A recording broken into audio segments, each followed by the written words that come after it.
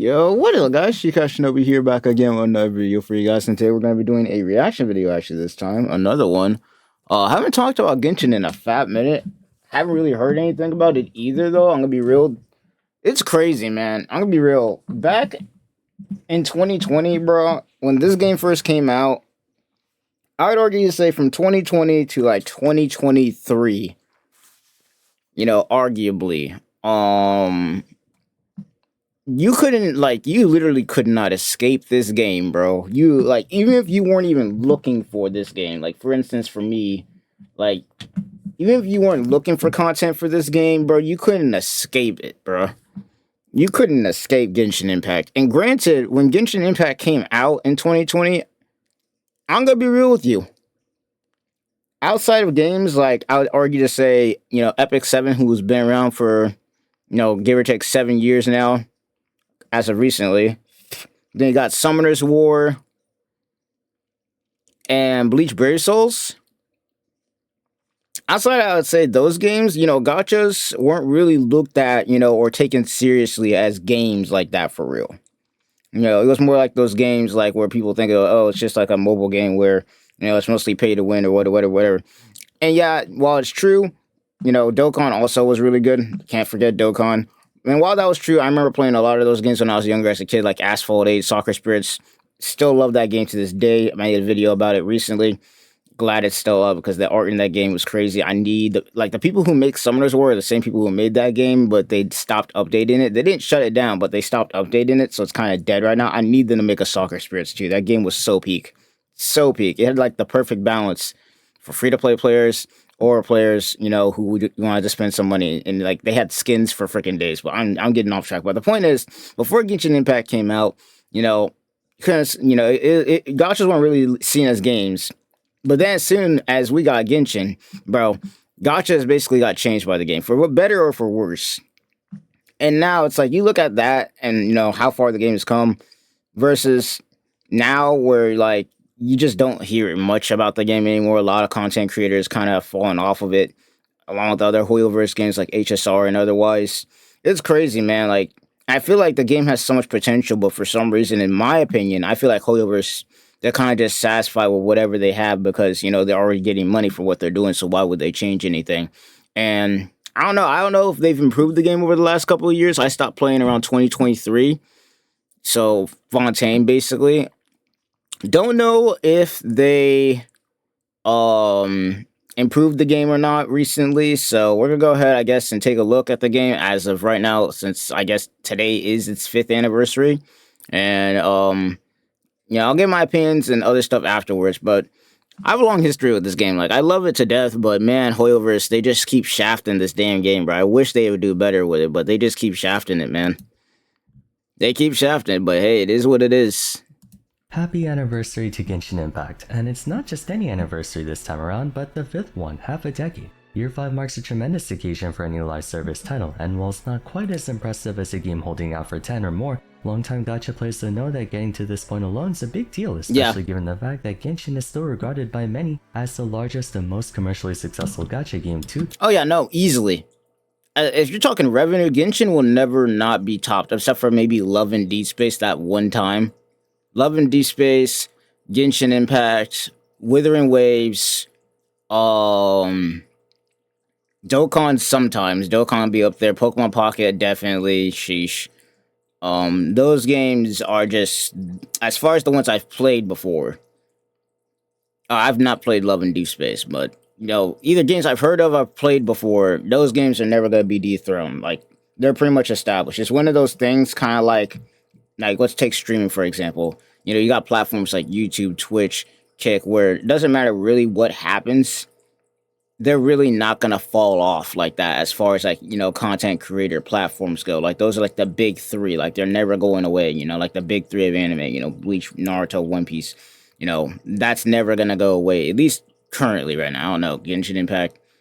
Once again, I don't know what's been happening with the game recently, but I do know that it still has the largest, or at least one of the largest player bases, or probably even the largest player base as far as gacha is concerned. So this day, I think I speak for everyone when I say whether you love or hate the game, whether it's still giving you the same magic it always has, or if you no longer feel excited for it anymore, that Genshin truly changed the gacha industry for the better. Prior to 2020, gachas carried a reputation for being low-quality, bootleg mobile games designed to do the absolute bare minimum to take as much of your money as they can. The stigma is still kind of there, Yeah, it's but from definitely. production value to Trust me, it's definitely there. If we're talking about when it comes to pay to win, Genshin Impact specifically, and HSR, they're like battling for like who could be the most pay to win in general. And I think I don't know, it's kind of close. And the only reason I say it's kind of close is because HSR, it's like from what I've heard as of recent, it's kind of like one of those things where like once again you have to get the light cone and the character, and you gotta get 3 other characters and light cones. And by the way, they're all 5 stars, by the way. And that just costs a lot of money to do. Like you gotta have specific teams and all sorts of crap. So if you haven't been playing the game since like day one, oh man, it's rough, man. It's rough. If you haven't been playing the game since like day one, man, it's rough. Or I'd say not even day one. I would say if you haven't been playing HSR since like maybe the first anniversary, definitely it's rough, man. It's rough, man. Genshin Impacts, I don't know, man. Like, bro, there's so much stuff that they still need to fix. I don't know if it's been fixed. Like, once again, I don't think they have an artifact loadout system still, or at least a proper one. I heard the one they did get technically wasn't even one that was an actual artifact loadout system. I don't think there's resin overflow as far as I know. That might be something they've thrown in, but I haven't heard of that. Let's see, what else? What else am I thinking of? I'm trying to think here. They did add an end game, but it's more from what I've heard and from what I've seen, it's for whales. It's basically a whale event where, you basically gotta beat a bunch of bosses while on a timer with 0 energy start out. And you like need C6 characters basically in order to even top that. Not to mention apparently they added a C7, am I correct? Like a C7 that you can like, oh no, it's not C7. They added level 100 to the game where you can take your characters to level 100, but you can only do that if your character is C6 already. So basically whale. You gotta whale out for that. And we already know that their weapon banner, you can lose twice before you actually get your weapon. And then obviously you can lose your 50-50 with the main character banner. So it's just one of those things. I feel like that with Genshin Impact, instead of monetizing through obviously the characters or the weapons, I feel like that they could easily monetize through skins. I feel like a lot of gacha games could do that, but it's their game. They can do what they want, I guess. But it's just one of those things, man. It's one of those things. gameplay experience and whatnot, given credit where it's due, they certainly elevated the bar on what a gacha game should be. The fact that most if not all major gacha games that came out or are about to come out have used Genshin Impact as the template of sorts to follow should attest to that. Arknights Enfield, Azure Promilia, Duet Night Abyss, Ananta, Neverness Deverness. People labeled them as Genshin Impact but with blank because Genshin was the one to push gacha from a niche audience into the mainstream consciousness. A lot is attributed to Genshin's influence, for better or worse, and as someone who has made content on this game going on 4 years now, I wanted to make a video discussing how much the game has changed in the span of 5 years, what has improved, what stayed the same, and what got worse, to give you my honest thoughts on if the game is worth playing if you're a potential newcomer, or worth continuing to play if you already are. Alright, before we even get back into this, bro, like, would anybody actually be interested in me, like, coming back to the game and playing through it, like, just playing through the story? Because there's no way I'm doing the end game, not with the characters I have. Like, I have some pretty good characters, but trust me when I say the talent ain't powered up. Oh yeah, that's another thing, I just thought about that. The talent system, so, you still have to wait till certain days to farm talents, as far as I know. I don't think they took that off, so, like, let's say, like, Withering Waves, for instance, you want to go and farm up your character's talents, you can do that at any time, all that stuff. You don't have to wait for a certain day. I think Genshin Impact still has that annoying system where, like, let's say you wanted to farm Kazuha's talents. I think you gotta wait until, like, Tuesday and Thursday to get them. And if it ain't either one of those days, you can't farm up his talents. It's really weird.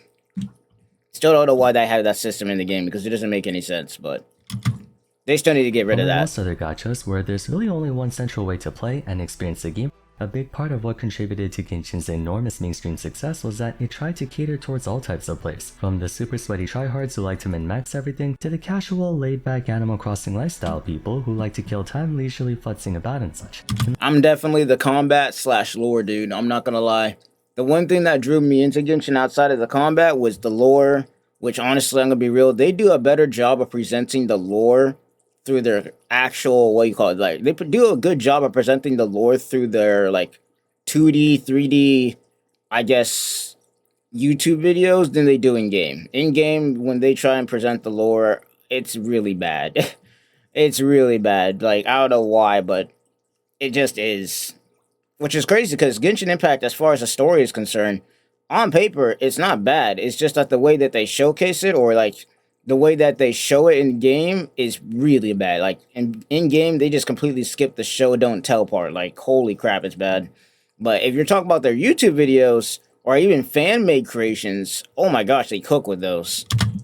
In light of that, oftentimes the sentiment that manifests in one faction of the game almost never is shared by the other and vice versa. For context, my channel touches more on gameplay and characters, so naturally my audience would consist more of the people who like to gear up their units to be as powerful as they can and to take on the endgame as efficiently as possible, and less of the ones who spend their entire time customizing their Serenity pot. Be that as it may, I want to try to accommodate— I'm gonna be real, I decorated my Serenity pot a little bit, but I didn't really go all in. I know some people, they went deep on this. all possible facets of the game to give you as unbiased and comprehensive of an assessment as I can give. To say that Genshin has had a checkered past when it comes to improving the gameplay experience would be a very big understatement. Much of what people recall from internet discourse surrounding the game is usually some kind of public backlash or controversy that took place. For instance, a huge amount of goodwill was lost in early 2024 when Hoyo deemed it appropriate to provide every player 3 intertwined fates as an expression of gratitude. Yeah, nah, this was bad, bro. I'm gonna be real. I wasn't playing Genshin during this time. I was willed. I think I might have been playing HSR still, but I don't think I was playing Genshin during this part. And when I saw this, because I was on Twitter when this happened, bro, people were crashing out, man. People were crashing out. Because, like, bro, what do you mean it's been 3 Lantern Rights, and you just give us 3 Primo Gems? Like, how stingy are you guys? Like, here's the thing that annoys me with Hoyoverse, is it literally would cost them nothing to actually give their players good rewards. Like, you gotta think about it, especially when it comes to the characters that you, like, how you gotta summon characters and how you gotta summon for weapons specifically. They should be getting a lot more pulls. Like, Genshin players should be getting a lot more pulls every patch so that they could actually be able to pull these characters and their weapons that they want so much. Because I've not had that problem at all, like, and once again, Withering Waves. Because every single patch, I have enough Primo Gems, or not Primo Gems, holy crap. I have enough summoning material to be able to get my character and get the weapon, because obviously in Withering Waves, there's no pity on the banner. There's like you like whatever you summon for in Withering Waves in the weapon banner, you're gonna get it.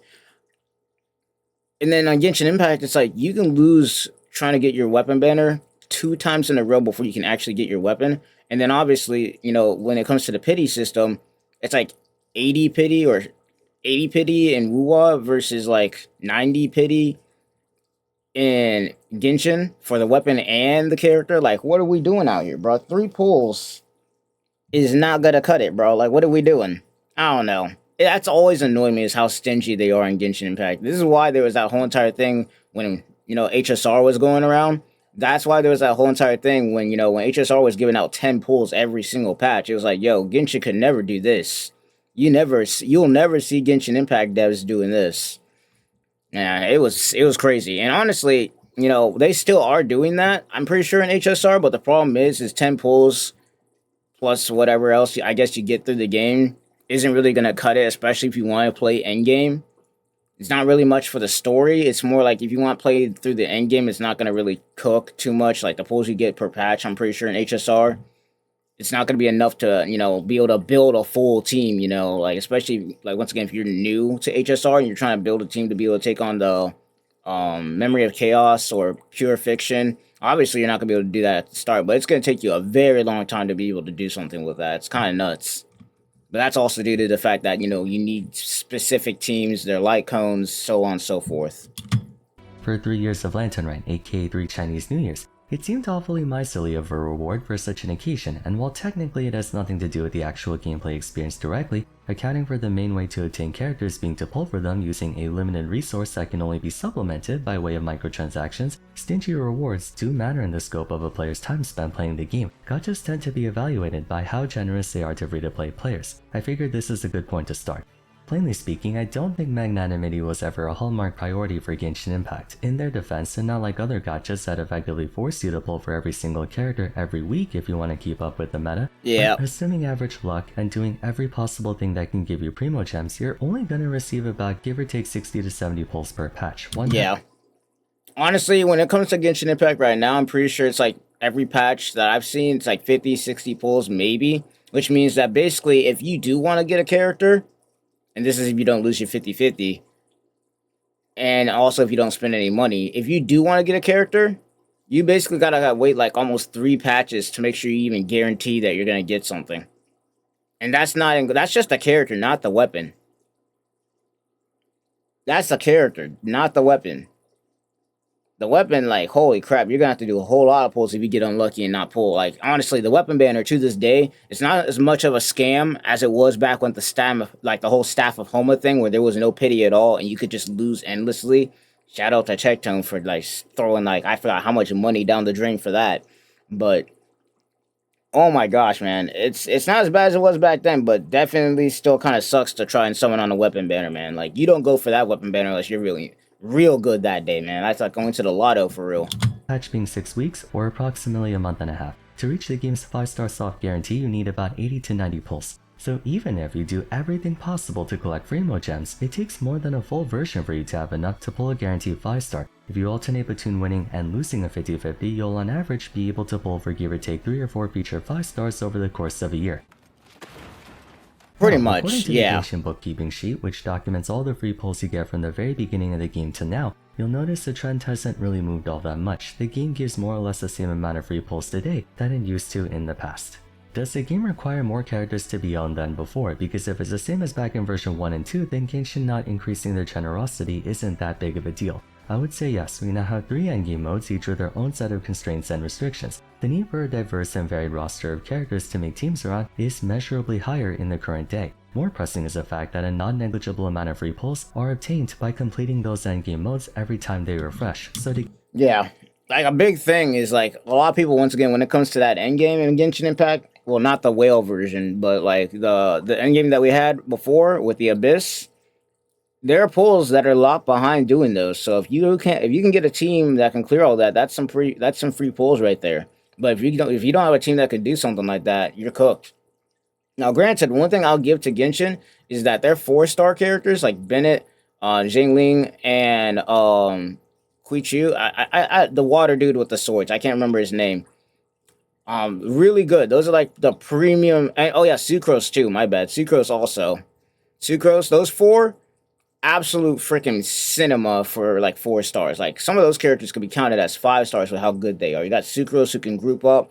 Then you got, the 4-star dude who's a water type with the swords who can add damage on. And then on top of that, you got Bennett who can not only heal, but then is on top of that a fire implement or pyro implement. Zhangling, basically same thing. There used to be like a whole team that was called the like Raiden National Team, where it was Raiden, Shogun, Zhangling, Bennett, and somebody else. I forgot who the last one was, but yeah, it was a crazy time, man. It was a crazy time. I don't know if that team would work these days because a lot of, apparently from what I've heard, there's a lot of HP inflation. So like the Abyss is like a pain in the ass to do now these days. But that's what I've heard. But yeah, back then that team was like 2 4-stars and 2 5-stars. You could go crazy. You didn't need to C6 their weapons either. You could probably do some makeshift weapons to still clear with that team. It was nuts. To get more characters, you need more pulls. But to get more pulls, you need more characters. Outside of the endgame though, the rest of the game's content, ranging from story to events to navigating your day-to-day activities and whatnot, require practically 0 characters. So if you're someone who's more into the narrative and storytelling side of Genshin and you already have your favorite units, free pulls are of little consequence. It comes down to what part of the game you enjoy the most. That being said, even the quote-unquote for fun players are negative. I'm about to say, yeah, no. It does, like, when it comes to Genshin Impact, it really does come down to what you care about. Like, whether it comes to combat, story, or just doing whatever you want. But at the same time, like, I think he's about to explain it, but even if you are just somebody who plays through the story, how bad would it feel that, you got a favorite character that you just played a story through, or played through a story for, that you really enjoy, like, after you're done playing through the story, and then you can't even summon for them, or their weapon, because they don't give you enough pulls to summon for them. Like, take, for instance, like, let's say, for instance, I wanted to summon for Gabriella in the last patch that we had for Withering Waves. But then, and I just care about the story. I don't care about combat, which would be crazy because Withering Waves combat is crazy good. But this is just a scenario. But imagine I get attached to that character. I'm just like, yo, this character's story was really good. The lore was good. I really enjoyed how they interacted with the characters. Yada yada yada. And then you go to try and summon for them, and you realize that there's not even enough pulls in the entire patch unless you spend money to even get them in the first place. That feels bad, man. Affected by not having access to the majority of characters in the game. Your starter Pokemon could be your favorite, but imagine playing through a Pokemon game having access to only 20 out of say 100 Pokemon for the first year of the game. Not a very enticing proposition, is it? Yeah. And with Genshin having more characters than ever before, it could be disheartening to find out you won't be able to get them. So from a gacha point of view, the game is not improved whatsoever. If anything, circumstantially speaking, it may have gotten worse.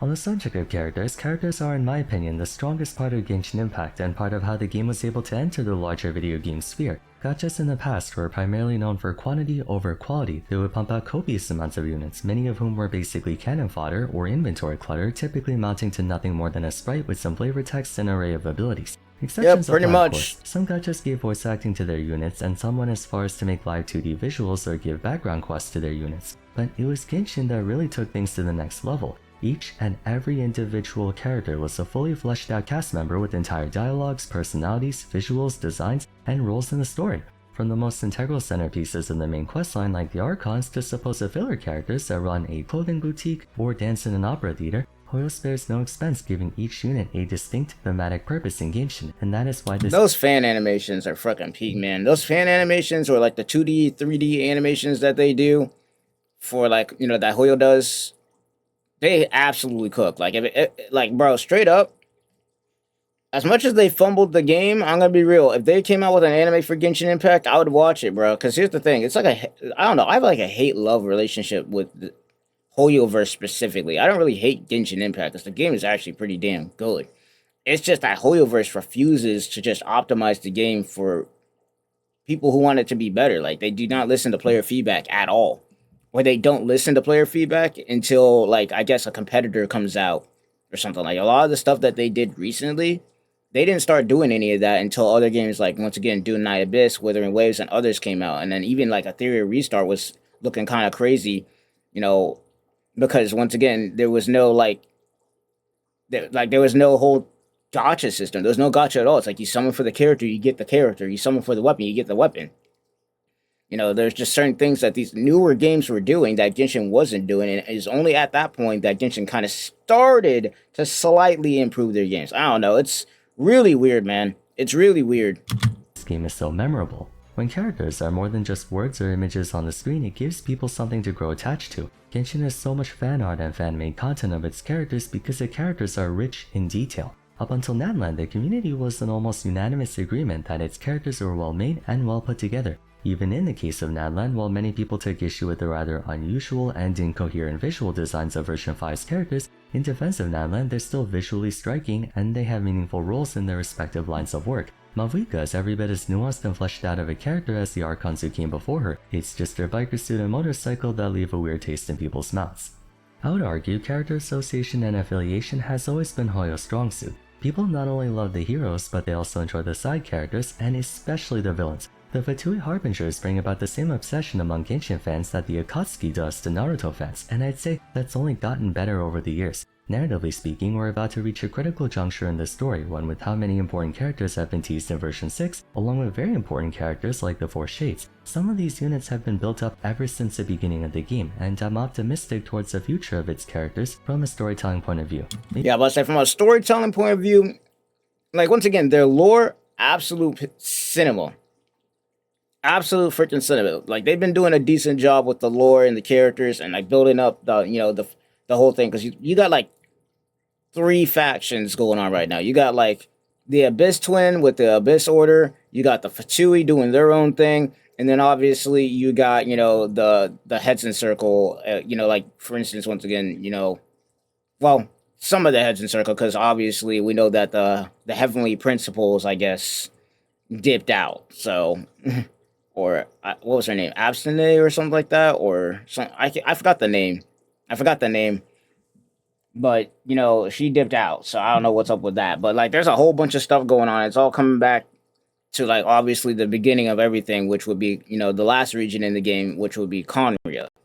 What really got me put into the lore of this game in the first place. You got a region that was destroyed for, I guess, messing with the abyss, and then on top of that, knowing, I guess, secrets about stuff that they weren't supposed to know, and all sorts of things.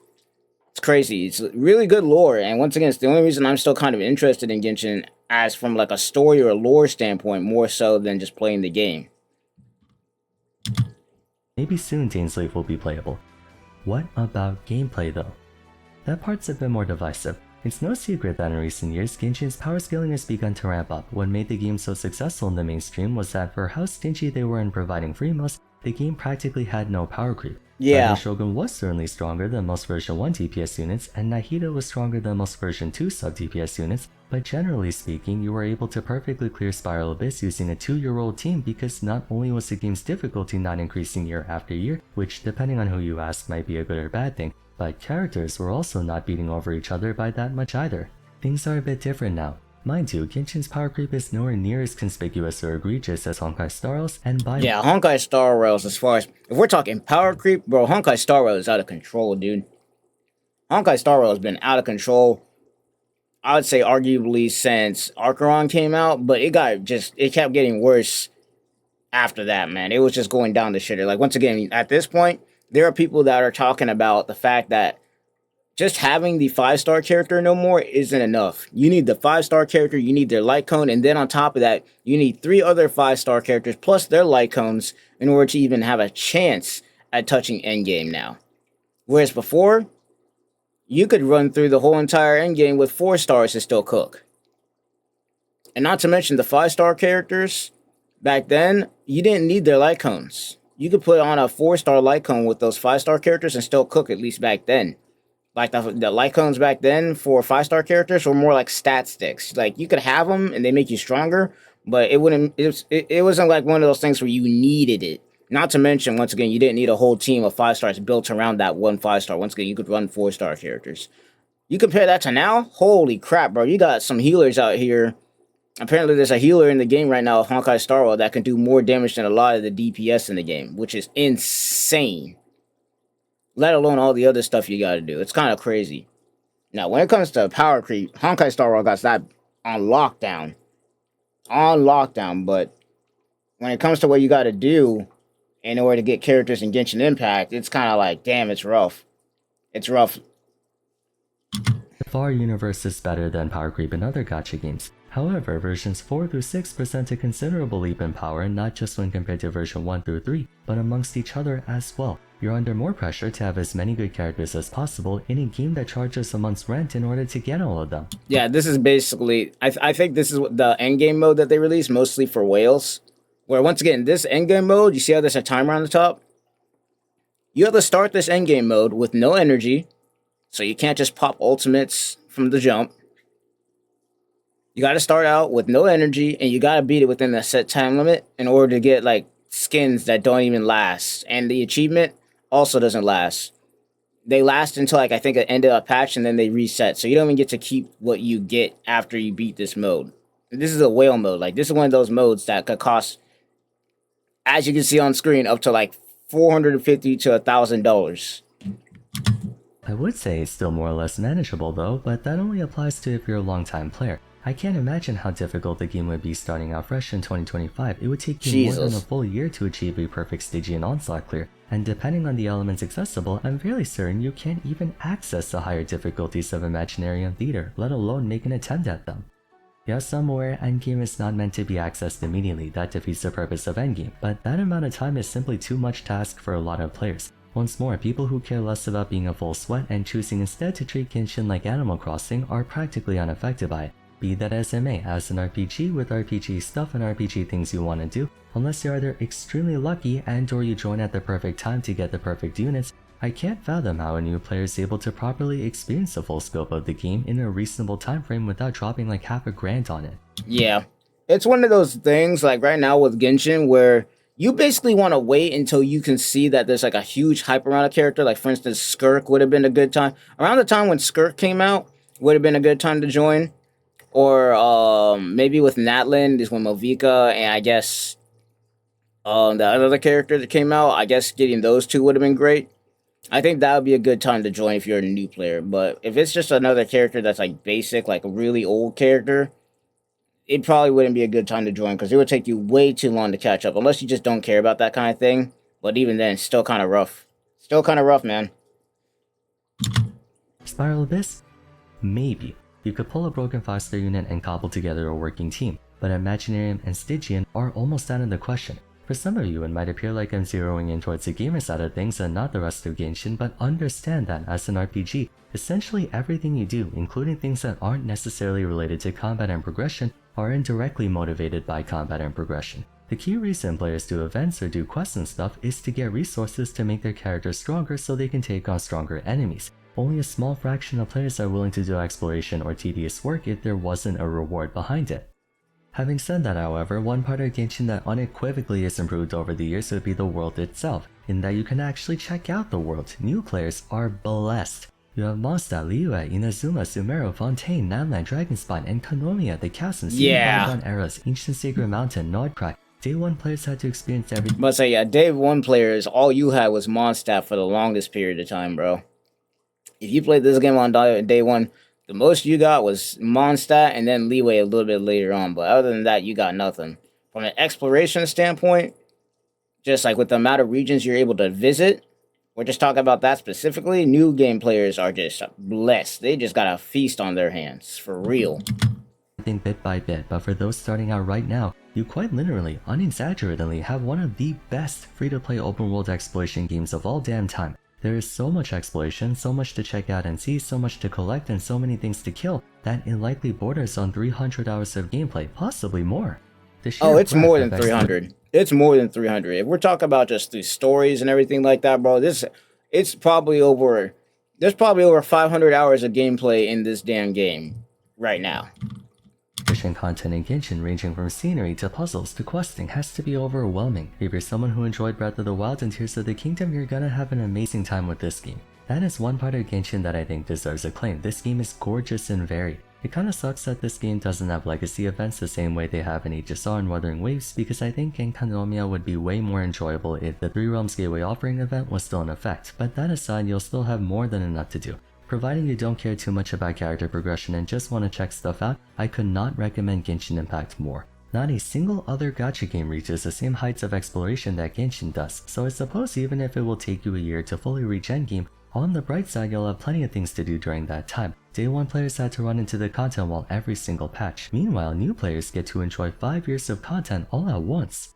Quality of life is also one thing that has improved a fair bit. Slow it may have been, especially in contrast to competing titles, I'll acknowledge that Genshin is definitely moving in the right direction at least. I'm not going to list off everything they've done over the years, but the game is in a much better spot now than it was before in terms of user experience, with many more conveniences that make the game less tedious or bothersome to complete. There are still quite a few things that Genshin really needs to address, but for example, stuff like allowing us to see the force stat of a 3-line artifact without having to actually put XP into it was a monumental improvement to the artifact grinding experience. I'm gonna be real. This would be I would be like, this is the one time I give this something to Genshin, bro. Having something like this where you can see the force stat of something before you invest into it would be absolutely peak in Withering Waves, bro. Absolutely freaking peak. Save me a lot of resources. Like, we need that. We need that right now, bro. I'm not gonna lie. A couple more improvements like that, and the game will be in great shape. As for what to expect in regards to Genshin Impact going forward, I really don't know. I think the main problem with this game is that a lot of players, myself included, expected a lot more from it than it was able to deliver on. In my video on why Genshin Impact is losing popularity, I talked about how the game will never die per se, but it's disheartening to see what it could have been. I still retain the same sentiment. Genshin had the potential to be so much more than what it is. Whether a more elaborate combat system, or a more nuanced and comprehensive endgame experience, or perhaps a better intertwining of the casual side of things, exploration, questing, and Serenity Pot, with the sweaty side of things, endgame content and character optimization. Look, I'm gonna be real, when it comes to Genshin Impact, bro, I'm gonna be real, this game could do so much more. It really could, and honestly, just like HSL, I feel like in general, Hoyoverse, I don't know what is up with them and what the hell the deal is, but like all of their games, Zenless Zone Zero, Genshin Impact, Honkai Star Rail, they should all still, and I mean some of them are, but Genshin Impact revenue wise is still doing well money wise, but all of their games should still be like doing really good. Like HSR specifically, I feel like that game should be to this day like easily top five in my opinion. As far as it might still be top five. Visually wise, it looks really good, and combat wise, it's pretty good. Not to mention all the stuff they're doing. I don't know. I feel like HSR should be better than it is right now. Like I should still be playing that game, honestly. If it wasn't for all the decisions they made later on with the power creep and everything, I feel like I would still be playing. And also the way they choose to tell the story, because for some reason they decided to do black with white text instead of it was like black with white text during cutscenes, and then on top of that, the fact that all the characters are kind of just static, just standing in one place. But that's besides the point. It's like these games that Hoyoverse has made, they should be a lot more than they are. But for some reason, there's like a trend with Hoyoverse where they make a game, it's good for 2 years or maybe 1 year, and then after that, they just stop improving it. Or they don't like, or if they do improve it, they maybe do some small things that the players want, but otherwise they just completely ignore their player base. I don't get it. These games should be a lot more than they are, bro. They really should. I'd be lying if I said I wasn't disappointed. All the same, it would be foolish and needlessly cynical to disregard what Genshin did manage to do. Yes, the bad stuff about it, the terrible progression system, the subpar endgame, the expensive units, the lack of generosity and free stuff and whatnot, do lay a damper on the game's experience, and you're perfectly justified to criticize and even dislike the game because of it. Heaven knows I have. But that aside, Genshin Impact is a pretty solid game, all things considered. My suggestion to anyone watching, whether you're a day one player losing interest in the game or someone looking to get into it for the first time, is to adapt your expectations. I don't blame people for doing this, as I'm guilty of it myself, but people have a tendency to look at things in a certain way, and then refuse to change or adjust their perspective on it for one reason or another. However, there is merit in shifting one's attitude in a more positive light. When I was talking to some friends about Genshin, one of them mentioned how amazing it must feel to start the game now compared to day one. Oh, Initially, yeah. I was like, what the hell is he talking about? The game would be horrible to play now. You missed all those years of limited characters, events, and time-gated resources that you'll never be able to make up for. Then again, you also never had to deal with all the crappy stuff too, and when accounting for stuff like the near limitless amount of exploration, that's definitely... It's like you get the good with the bad with Genshin Impact. It's one of those things where, yeah, you're missing out on a lot of limited events, especially like the limited events that are story connected. Like the Incomia event, that was story connected, and we missed, some players missed out on that. And then on top of that, there was the whole thing with, obviously, Scaramouche that you got to see with the meteors. That was also an event that people missed out on. It's not permanent, so you don't get to see that. There's like a lot of, for some reason, events that have really important story stuff in Genshin Impact that you just can't do anymore because they were just limited time events, let alone all the other things. But at the same time, from a new player standpoint, if you, or from somebody who's played the game from beginning to, I guess, from like 2023 or to 2023, like, and looking at the game now, like from a new player standpoint, it's one of those games where the honeymoon phase can last a lot longer now than it did for a lot of other players. Because for other players who started on day one, you gotta wait until a patch comes out in order to play the new stuff. Versus now, if you're a new player, like let's say I was to hop into Genshin Impact now, even with the knowledge I have, technically I got like 5 years worth of shit I can do at this point. It's one of those things. I got like 5 years worth of stuff to do. And honestly, I haven't touched Genshin Impact since 2023. Like, since Fontaine, I have not touched the game. So technically, I've got all of Natlan that I can do right now. And I have all of Notcry, because that just came out that I can do right now. Plus whatever else I can do right now. Specifically, like, I probably have enough content that I could actually probably get some characters and whatnot.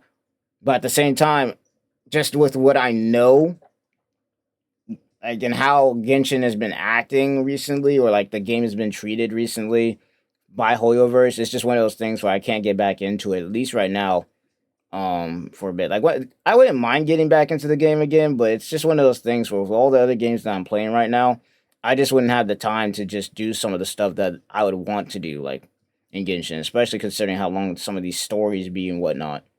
Once again, it's just one of those things. Like, once again, for people in the comments, if you guys want to see me get back to the game, I wouldn't mind doing it. I wouldn't mind doing it. Like, if you guys would want to see me get back into the game, play through Natlan, get my opinions and whatnot, I would be fine with doing it. I haven't played the game in a while, and once again, being a game that I played for 3 years straight before I just stopped playing it, it's just one of those things that I wouldn't mind getting back into it and just messing around, but I don't think I'd do anything else in there. I'm gonna be real with you. I ain't gonna be spending no money or just doing nothing crazy. I'll tell you that much. But I wouldn't mind playing through the story and maybe doing some summons with the free stuff that they give to me. But otherwise, nah. Something to give credit to. Genshin Impact has dried out for a lot of people, but if I were to be objective, I think it's a great game to play casually. I speak to both long-time and new players that this game is That event right there, where they were doing the whole thing with Kave, was freaking awesome, by the way. For fun. I'm forever going to be talking about meta and gameplay and stuff because that's just the kind of player I am, but trust me when I say the less seriously you take Genshin, the more fun you'll have. People who play their favorite characters regardless of how good they are, enjoy the events of their friends, mess around in the teapot, and ugly cry during the Fontaine Archon quest are the real winners of this game. That is true. Genshin Impact better or worse 5 years later? I would say it's different, neither better nor worse. The game has changed a lot since 2020, but in some ways has stayed the same too. Then again, us players have changed a lot, I'm sure. Who knows, but either way, if you enjoyed the video, I would appreciate it if you like to like and subscribe. Don't forget to follow me on Twitter at Varsarm, join my Discord server, and check out my other Genshin Impact discussion videos if you haven't yet. But till next time, thanks so much for watching, and I look forward to seeing you again soon. Alright, not too bad of a video. I don't know, my final thoughts, I'm gonna be when it comes to Genshin, just based off of what I've heard through this video and what I've played through, because obviously I played 3 years of the game. Yeah, no, definitely the people who are winning in this game are people, I would say, out of all three, the people who are playing the most, I would say the people that are winning the most are probably the people who enjoy the lore and story, and that's it. Or maybe the people who just, like, enjoy messing around in their teapot or whatever. I think those people are really, they're the ones who are winning the most right now versus the people who care a lot more about the combat, along with maybe the story and everything else. They're kind of taking an L because obviously, in order to do a lot of the combat stuff, you need new characters, so on and so forth. The story people are kind of taking the L a little bit because obviously with the amount of pulls you get each patch, you're gonna have to spend some money. But it's just one of those games where you kind of play it casually. I wouldn't mind playing Genshin Impact casually again. I wouldn't be surprised. Like, let's say I got bored. I already did all my stuff in Withering Waves. I wouldn't mind just hopping into Genshin and messing around for a bit, even if I don't do anything. I wouldn't mind doing it. It's just one of those casual games now. It's just that, once again, I play so many different games now. Like, we got Sonic Cross Worlds. We got, Withering Waves that I'm playing right now. Bleach Rebirth of Souls I'm playing right now. Epic 7 I'm also still playing passively a little bit here and there. What other games? Helldivers 2. How I just started getting back into Yu-Gi-Oh! Freaking Master Duel recently.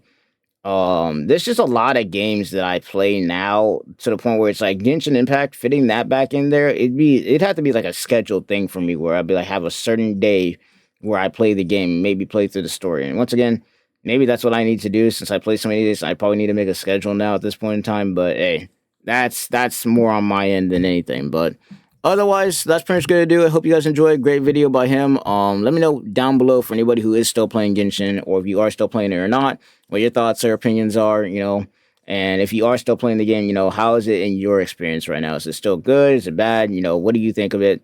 Once again, I played the game up to 2023, so as far as 2024 and 2025 are, concerned, it's a mystery to me. So that's pretty much gonna be it. Hope though, hope you guys enjoyed the reaction. Oh, one last thing though. They really need to, for some reason, I don't know when they're gonna do it, but they really need to get, some better ways to explore the map. I'm gonna be real with you. I know it's supposed to be a slow and casual based game, but I'm getting real tired spending like 10 minutes trying to climb up a wall. Unless you have Kazuha or any of these other characters that can fly or whatever. But like, they should have a thing in Genshin Impact where you can just, with every single character, doesn't matter what character it is, just have a one-stop shop feature for everybody to explore the map a lot more freely. Because as big as Genshin's map is, I'm not gonna lie to you, they need a better way to explore all that. Because climbing up all them walls ain't it, Chief. That ain't it, Chief. But without further ado, that's gonna do it. Hope you guys enjoy. I'll see you guys in the next one. Peace.